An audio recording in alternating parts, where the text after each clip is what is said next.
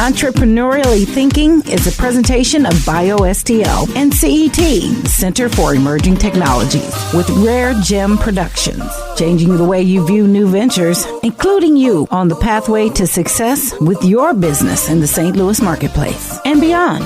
Here's your hosts, Cheryl and Christy. Now let's get thinking entrepreneurially. Welcome to the Entrepreneurially Thinking podcast. We're here to steer up your entrepreneurial mindset and create pathways for business success in the St. Louis marketplace and beyond. I'm Christy Maxfield. And I'm Cheryl Watkins Moore. Christy is the guru over here at CET, working with entrepreneurs. I'm helping them realize their goals through great programming that she supports through her Square One program. And I get to play with Cheryl on a regular basis, BioSTL Inclusion Initiative, so that we can increase the number and type of people who are pursuing entrepreneurship in our community. Absolutely. Absolutely. So we're stepping out of our comfort zone and asking you to step out of your comfort zone and get you thinking about your business in an all new different way. We want to take some of the constraints out of how you view your ventures and really engage in a conversation. Make sure that this is a normal part of your day, like it's a normal part of our day, and get the juices flowing. So we invite you to join the Entrepreneurially Thinking community with fellow entrepreneurs, experts, business owners, contributors on Facebook, Twitter, LinkedIn, and the social media platform of your choice. And today we're here to confirm, affirm, and exclaim that yes, you are an entrepreneur. Yes, you are an entrepreneur. If you've been sitting on the fence. Hey, if you're second guessing or even feeling overwhelmed by the idea, we're going to address all of that today. And I think we've got a great program lined up. What do you think, Christy? Oh, most definitely. We have two entrepreneurs from our community who can share with you their own story. And I'm really excited to get started. We're going to take a brief break and then bring it back to our guests. Now here's Make It Happen with Keith Sales Pro. According to leadership advisor Lee Colin, here's 4 things every leader should know. Number 1, the entrepreneur says the next deal is king, while the leader says the customer is king. 2, saying yes to one thing may mean saying no to something else. Measure what matters, then manage what you measure. 3, a blurred vision yields diffused efforts. And finally, 4, growth comes when you get off the treadmill of working in the business and step into the eagle's nest to work on the business. Today, remember, it can happen. It will happen. And together, we will make it happen. Follow Keith Sales Pro on Facebook or Twitter at Keith Sales Pro, or visit his website at keithsalespro.com. It can happen. It will happen. And together, we will make it happen. How you doing? I'm Keith Turner with TurnGroup Technologies, and thinking entrepreneurially means solving problems for clients, plain and simple. Welcome back to Entrepreneurially Thinking. We are so excited, you guys, that you guys are out there listening. We have, I think, Christy, 2 great guests. So do you want to go ahead and introduce them? Absolutely. I've had the pleasure of working with both of them. Seqwana Pryor from Prycor Technologies and Keith Turner from TurnGroup are here. We're going to start just Keith. You've been on this journey a little bit longer than some of the other folks in our community, and I just wanted to get a sense of the different kinds of companies you're doing, what brought you to this place, and what you can share with us about what you're doing. So I'm Keith Turner. My core business is TurnGroup Technologies. Essentially what we did was we started off in 2002 as an IT infrastructure support company. What we evolved to was a web development company, and now what we are is a data modeling, data analysis company that uses websites and mobile apps to really help companies and get a better return on their revenue. Wow. So we work with companies in the area of business development, but we use technology. We use business related technologies to help them get better data to target their customers and blah, blah, blah, blah, blah, blah. So yeah, that's what we do with TurnGroup. Also, I'm a children's book author. So H is for Hope books. I've written 3 books. H is for hygiene. H is for a healthy diet and what you should do in case of emergencies. So I'm a serial entrepreneur. I have an idea and I'm not smart enough not to act on every idea. So 2.5 years ago, I started a company called iChurch Phone Apps, and we developed a project and realized it wasn't scalable in how we did it. So we've done a pivot, and now it's called Better Volunteering. And iChurch Phone Apps got some awards locally from I-10 and T-Rex. But, ideas pop in my head and I try to pursue them. But my core business is TurnGroup Technologies, and our customers range from, the $100,000 company to the $1.3 billion company that we just lost because you can't always keep all your clients. But it's good being an entrepreneur. And the road to entrepreneurship has been a very unfocused, turbulent path, but it's been a blessing for sure. So, well, great. Well, thank you for being here with us. And we're going to get back. I have a lot of things turning in my head to ask you about how you pivoted and the different type of companies that you started. But our next guest, Seqwana Pryor. Seqwana is new to our ecosystem. And Christy and I have had a great opportunity to work with Seqwana once she exited large corporation here in St. Louis. So, Seqwana, why don't you introduce yourself and tell us about your company? Yes, thanks, Cheryl and Christy, for having me. Yes, as Cheryl just stated, I have been a corporate person or a corporate professional for the last 18 years. But back in January, I launched, along with my husband, Prycor Technologies. So I serve currently as the CEO and co-founder of Prycor Technologies, a startup where we're hoping to really set our mark in the innovation and engineering space. We've got a lot of exciting things on the horizon. We've been working more specifically in the last few weeks with one of our partners, SIUE, launching a food science and technology program for young future engineers, scientists, and entrepreneurs. Exciting. Yeah, it's really exciting. The core of what we hope to do is really have the opportunity as a woman-owned business to consult both to industry, but also to academia and partner in the community to really make a difference in this science and technology space. Well, great. Thank you for joining us. Christy? Well, you both have so much passion because I know that's what it takes to be an entrepreneur. And Keith, you mentioned that you're a serial entrepreneur. And did you ever start out thinking of yourself in that way, or has this been something you've grown into over time? So it's interesting you say that. I was interviewed on a podcast that dealt with athletes that turned into entrepreneurs that do things in the community. And I was asked a similar question. It wasn't as exciting as our podcast. I'm sure. You know what? They were all excited. Yours is great. Theirs is great. Serving the community everywhere we go. Exactly. But it's funny because it wasn't until a couple years ago that I realized I started doing entrepreneurial things when I was a kid. My godbrother reminded me. So, we have a young man in here with us. He's probably about 14. He may have never heard of Michael Jackson, but when we were kids, Michael Jackson was popular. And so people wear Michael Jackson buttons, Prince buttons, what have you.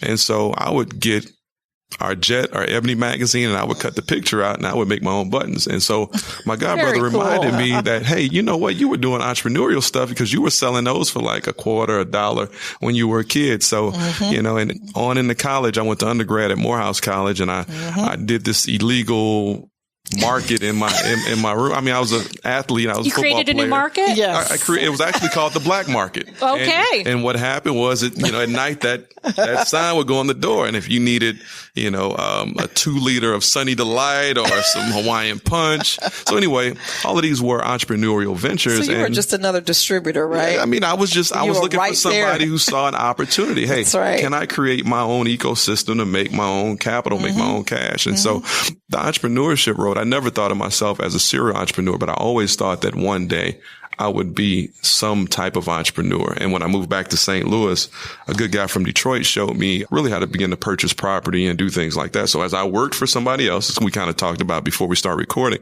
as I worked for somebody else, I started to develop these business ideas and concepts and strategies and experiences. And, after that, it gave me an opportunity once I transitioned into the technology space and worked for two other companies in that technology space, ended up starting my company in 2002. So never did I think the entrepreneurial serial part would be there. I just wanted to at least take a leap of faith to be an entrepreneur and do my best to do that. So as I realized the main foundation and components of being an entrepreneur, then I was like, you know what? I got an idea. I need to move on. I got another idea. I need to, and as we talked about, I hate to say prior to this, sometimes you can take off more than you can handle. And so serial entrepreneur can be a blessing and a curse. Yeah. But I like the way that you cataloged your ideas, you thought about them and, you acted on them, whether whether they worked or they didn't work, but it sounded like many of them worked. So Seqwana, how, it's interesting. I think, you coming from a long history, a long corporate background, how did you transition? What were your thoughts on how to get into this whole entrepreneurial game? Because I'm sure it had to be kind of like scary. And you've shared that it kind of took you by surprise. Yeah, this was absolutely, I was a horrible Girl Scout. I could not sell anything. I come from a very traditional family where, 4 generations lived together. They all worked the same job. My mother was a teacher. She worked the same job, the same school for 40 years.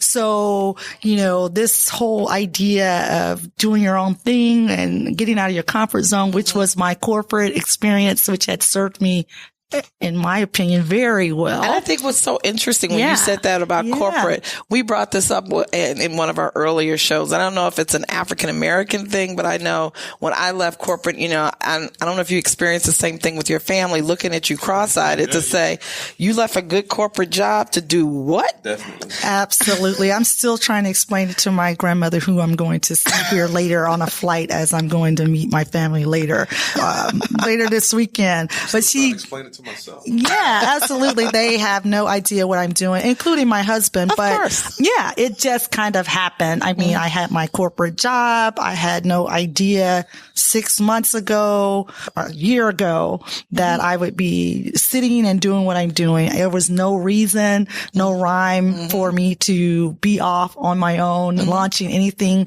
It was just kind of a little bit of fire that might have been ignited when I came to St. Louis and met Cheryl, that may have started to have me to think about these options, got engaged in the community, this entrepreneurial underground community here. I'm sitting looking out my window at the company that I work for, and I'm seeing all of these buildings kind of come up around me, and I'm just slowly but surely getting more intrigued, but still no real interest in leaving my very secure job. And then it just happened. So in January, it was just a lot of things just started to come together, and I just kind of pushed the button, and here you are.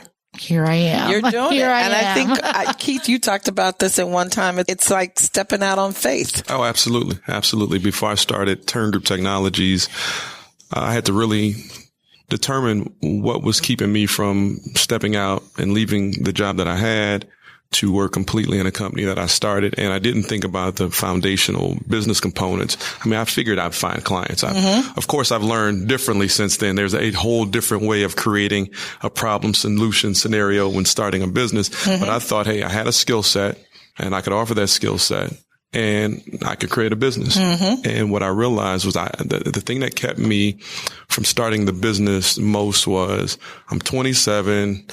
I had a couple cars, I had a house, and if I had to take all of this stuff back, how far could I go back in order to sacrifice to make the business successful? Meaning, how much stuff could I get rid of in order to capitalize the business to make it successful? And ramen noodles is cheap. Hey, you know what? But after a few cars, it's hard to downsize. That's right. You can get used to a lot of things and become accustomed to a lot of things that just aren't helpful for you. So really, it became an idea of how can I divorce myself from what people thought? And so it was if you step out and you create a business to the best of your ability and you fail, how will other people see you? And so when I realized that was my biggest challenge at the age of 27, I did a lot of praying, did a lot of talking to people who are entrepreneurs, who had left corporate jobs, who had left what was considered quote unquote stable jobs. And, and even family that I go to for everything. There's a family member that say, hey, look, I don't think you should do it. Your first stakeholders, you've got to get them invested in it almost before you've got to get your customers invested in it. Exactly. But it's your vision. And that's what entrepreneurs have to always realize is that people can tell you anything they want. If you prepare, it's your vision. God gave you that vision for a reason. Other people may not understand it because it's your vision. So no matter how you articulate it to other people, convey it, they might say, hey, I don't get it. And that's fine. If your model works for you, if you're solving a real problem, then you go after it. But I think you said something that I think that's really critical because Christy and I always talk about this. Failure is not the end. It actually can be the beginning of something else different. And I think if you frame it as an experiment, actually, I know if you frame it as an experiment, then you take some of the fear out of the equation and you get to really learn from the experience. Yeah, but let's be real about it. Failure means not just, what do people think about me, but failure means, hey, I might lose all the capital that I saved up in life. I'm leaving a job and leaving some other things that have created an income that is a good income, and so for your perspective. And so let's not minimize it or sugarcoat it. It is a serious thing. And if you fail, it's more than just saying, hey, look, I failed. I got a lesson in it. I'll get back out there. It is significant. So the mentality, the attitude of the mental toughness is a lot of things that I speak about when I go speak to youth. The mental toughness aspect of it is something you have to be prepared for. So not just financial preparation, not just business preparation, but mentally, how are you prepared for success or for failure? And how do you recover from that? Because there are plenty of people who failed 3, 4, 5 times in business, but they come back with a business success. So you got to think about that. And I totally agree with you. I look at it like this. Never impossible, and what's in impossible means I'm possible. My dreams are possible. And as long as you have passion, and I think that's what kind of keeps me going. I didn't walk away from a corporate job at 27. So you can add a few more years in that. So very established. I'd spent 18 plus years in a company. Both my husband and I, we have 2 children. So it was all about, this is my passion. Is it making me wake up at night in the middle of the night writing notes, and yes, I think from my perspective, the market is driving. So the customers, the opportunities are driving the direction of where we're going as a startup. So where I thought we would have been when I put this on paper 6 months ago and where it's taking us is totally different direction. And that's a market driven approach. So the market's going to drive who the customers are, where the value is, and then hopefully the success and to get paid. So that's kind of, from my perspective, where I am is ultimately getting paid. Absolutely. But of course, spending a lot of capital so far and hoping to get a return. But go ahead, Christy. I'm sorry. No. We've just all got so much to share and so many ideas going through our head. There probably isn't enough time to cover them all. You both touched on the fact that you had an idea and you had a passion, and then you took that leap of faith. And you also prefaced it with I know there were other ways to go about doing that, namely that there is that problem solution approach that you just referenced, Seqwana. Could you talk a little bit more about how you took the faith you had in yourself and the opportunity you saw and then married it with more of a formal process, if there was one, to actually determine that problem solution fit? So we'll be right back, and that's what we're going to talk about after the break. As parents, we carry a whole lot of weight. And with that, we can carry a whole lot of stress. Between the ups and the downs, the highs and the lows, the joy and the growing pains, it's natural for us to put ourselves last. Take 5 when you start to feel like you're losing yourself. You'd be surprised what a difference a few moments can do to make you feel more like yourself again. And when we take better care of ourselves, we're better parents. And when we feel better, the whole family can be alive and well. Get tips to Take 5. Go to aliveandwellstl.com.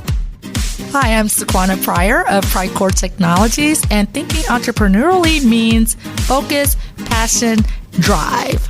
Welcome back to Entrepreneurially Thinking. We're talking with Seqwana and Keith, and we really want to take the next couple minutes to talk about how you marry that personal passion and the faith you have in the fact that there's a market out there. I know a lot of entrepreneurs, and it really does start with that faith that they have something incredible to bring to the world that the world needs. How have you married that faith with a more formal process of problem solution identification? So just as Keith stated earlier, you go out, and my first thing was, I'm pretty smart. I'm an engineer. I've got 18 plus years of experience. I've got business background. So really, I felt like just with the technical competencies that I had and developed over those 18 years, I had some type of product. However, I knew nothing about, again, as stated, the entrepreneurial pathway. So really surrounding myself with wonderful mentors, including one that's with us today, Cheryl, the Square One Ignite, which I think Christy is a part of that program. As she leads that one, I think she is. Thank you. So absolutely bringing those type of programs and bringing that together with someone who has passion, but who has some, in this case, technical competency, but you do need some formal training as well as mentors to help guide a thought process. So I am known for someone who has many ideas. That's what I was getting paid for. And if anyone knows me in my social circles, lots of things I'm always brainstorming. But to systematically take that from a lot to a few to a focus, I think it's very important to have formal training such as the Seqwana Ignite, as well as mentors who have experience in the area that you're pursuing, in this case, entrepreneurship. I think that's really cool what you just said, having lots of ideas. Keith, you mentioned that too, because I think the hallmark of being an entrepreneur is you could be laying in bed at night and you go, oh, wow, there's a great opportunity because you see a need. But going back to what you said, helping to funnel that and understand where that need might fit in your business plan is, I think, crucial. You mentioned something else too, Seqwana. I'm going to let you go ahead, Keith, and answer that question before I move on. What question is that? So, I mean, the reality of it for me is it's very similar. So you're trying to match up where you have a skill set. And it's almost going to be a duplicate answer. You have a skill set, and initially most entrepreneurs say, hey, I got a talent, I got a skill. It's all about me. And in actuality, it's not about you. It's about the client that's going to receive it. And everything you do needs to speak to how people will convey value in what you're offering. Yes. And so just like Seqwana, I said, you know what? I've been working for this company. I know how to do this. Let me see if I can build a business. Instead of saying, what do people out here need? What problem can I solve? And what gives them the most interest and the most willingness to pay for this? And so I'm trying to increase profits. I'm trying to reduce costs for clients.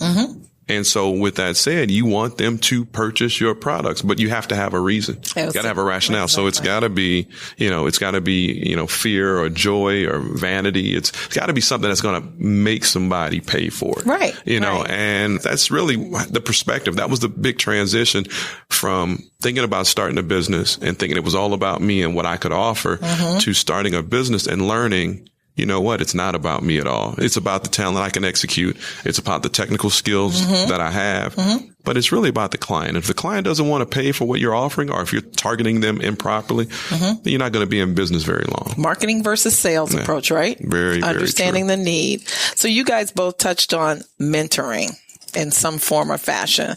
And I think Christy and I both sit at a vantage point where mentoring, it's a crucial part of the entrepreneurial experience. Right. Often, from my experience, because people are looking for a straight path, that step-by-step path to do this. And Keith, you mentioned earlier that it's a turbulent experience being an entrepreneur. Absolutely. I mean, you can create a plan, and I don't care if it's Bill Gates, I don't care if it's Steve Jobs.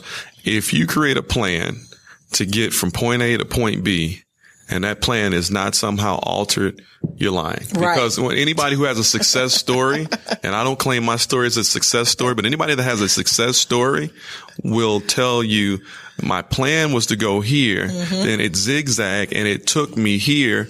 But the ability to be able to transition, to adapt, to learn, to grow, to listen is a core group of characteristics about being an entrepreneur. And how did that mentor piece factor into that? Yeah, again, it's a plan or is it a maze? And when you're going through a maze or you're in this journey, there are going to be experiences, people that are going to be a part of that maze, that experience. And hopefully those will be people who have some knowledge base. And I know the mentoring, formal and informal, having, again, both you and Cheryl in the programs and just the feedback informally. I think I even got a call or maybe an email. It was late the other night. I didn't expect Christy to be replying to this email that I'm thinking about a particular program and some particular grants.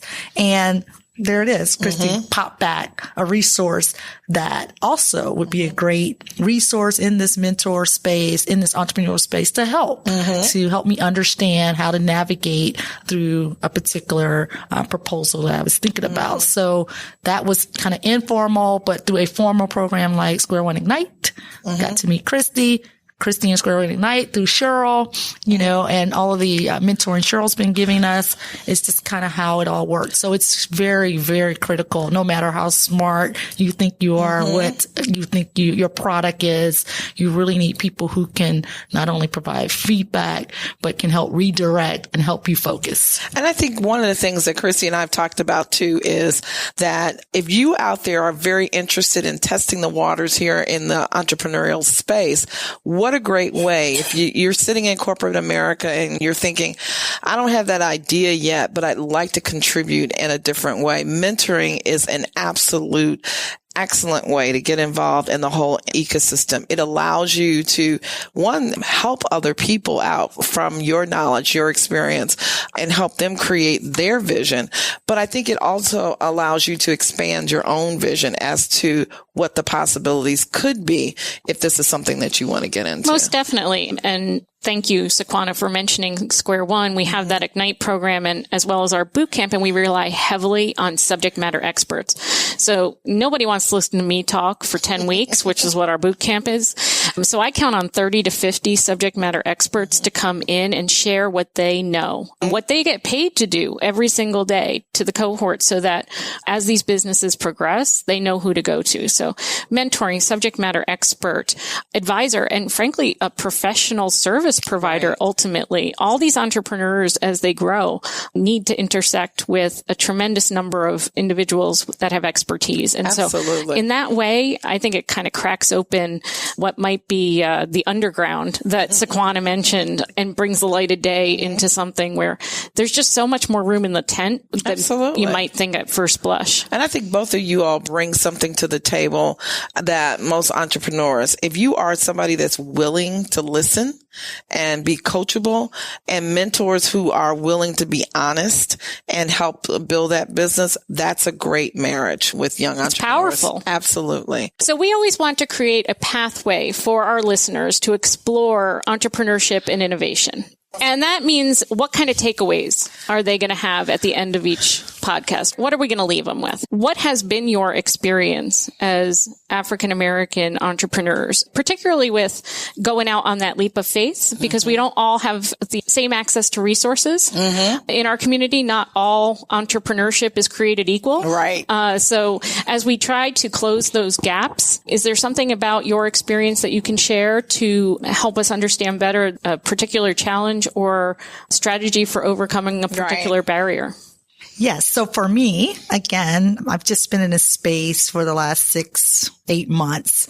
I really don't think I would have been able to be successful at all without the resources and the connections with the whole BioSTL, BioGenerator, this whole Cortex infrastructure and network. I do honestly believe that there is an underground for those who don't look like me, and that they don't have to go through this formal kind of networking and formal mentoring, that they have the resources, the access, and people are very willing to take that risk. As an African-American female, I feel like I have had to walk in the door, of course, with my Dr. Seqwana Pryor on my shoulder to hopefully even to get a conversation going. There have been white males who said to me, I've already linked you in. I've already looked you up. So that validation, even before I came into the room, is what I have to have. While others might be just a high school white Caucasian male who might just be able to get $100,000 right off the bat because someone just believes in him,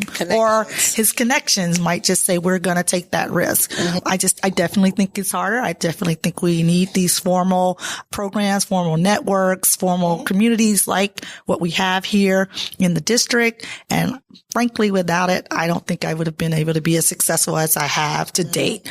Certainly would not already have a lab right here in the CIC at CET building without that full network and support. And certainly don't think Prycor would be where it is in such a short period of time without the formal. Very different, I'm sure, from my counterparts. Well, thank you for your candor. Yes. Because I think acknowledging where the real gaps exist and the lengths we still have to go to make sure that this entrepreneurial pathway to prosperity is available for everyone. And that's our mission for both of our organizations. So it's good to hear that the impact that we have, that the work that we're doing in the community is not in vain. So that's great to hear. Keith, I know you. Well, the comment is definitely similar. There's always a challenge. I went to undergrad in Atlanta, which there's a lot of support and a lot of infrastructure for African American businesses. And it was set up by African Americans who wanted to see other African Americans successful and African Americans that were in politics to make the playing ground fair and even. You know, it's not these specialized giveaways. They're actually programs to help companies be successful, and they don't just give business out. You still have to earn business. Absolutely. So moving back to St. Louis, I went to graduate school here, and, you know, there were, you know, my class in WashU, at the MBA program, there was 2 African American males, and one moved back to the South because he had a leadership position with a Fortune 500 company. He said, you know what, I'm going to move back to Carolinas. But my point in saying all this is that as a nation, but also specifically as a St. Louis region, there's still a lot of duality. There's still a lot of polarization.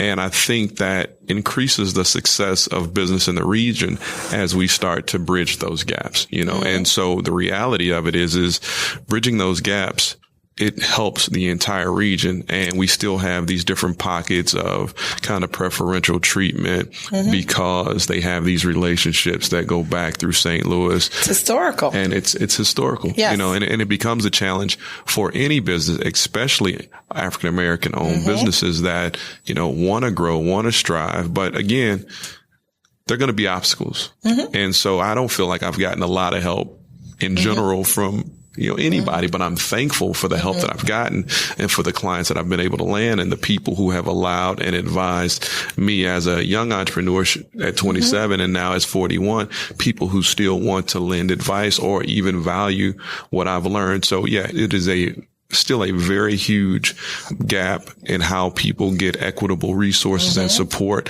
But we know that, we see that, and we continue to strive and work towards success despite that, or in spite that. So the idea is that you don't let anything stop you. Absolutely. You know, and you continue to go and you do what you can. And if your business caters to customers that want the product and you're solving a real problem, you're probably going to be in business. Absolutely. And I think what you guys are doing right now is also so very special. You're giving back, which I think is key for all of our community to think about, because as we all know, you know, inclusion does not mean exclusion. What it does mean is we want everyone to rise, you know, to be successful. And we can't have half of our community being successful while the other half is not. That's wonderful. And I think that giving back piece is incredibly important as well. And I also want to make sure that people can find these 2 incredible entrepreneurs and patronize their businesses and be part of their success. So if Seqwana and Keith can just tell us where we can find more, where we can keep tabs on you, that would be perfect. Yeah, you can find us at www.prycortechnologies.com. Excellent.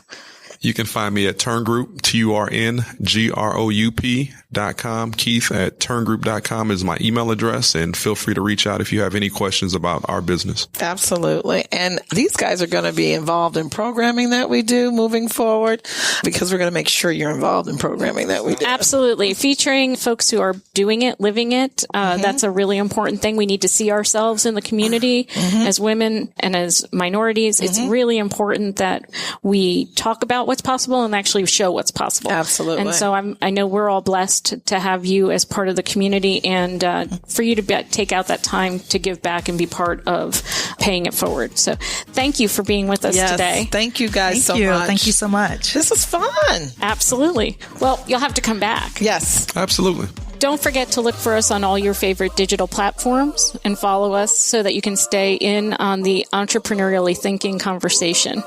Changing the way you view new ventures, igniting your thinking about entrepreneurship, It's entrepreneurially thinking. Get connected and discover more. Visit our website for show notes, resources, information about our guests, upcoming events, and of course, all your favorite episodes. If you have any questions, be sure to leave them for us in the comment sections, and be sure to leave us a 5-star rating on iTunes. The best way to show love is to share. Let everybody know that you're thinking entrepreneurially. So visit our website, entrepreneuriallythinking.com. #ETHINKSTL. Entrepreneurially Thinking is another positive production of RareGem Productions. Thanks for listening.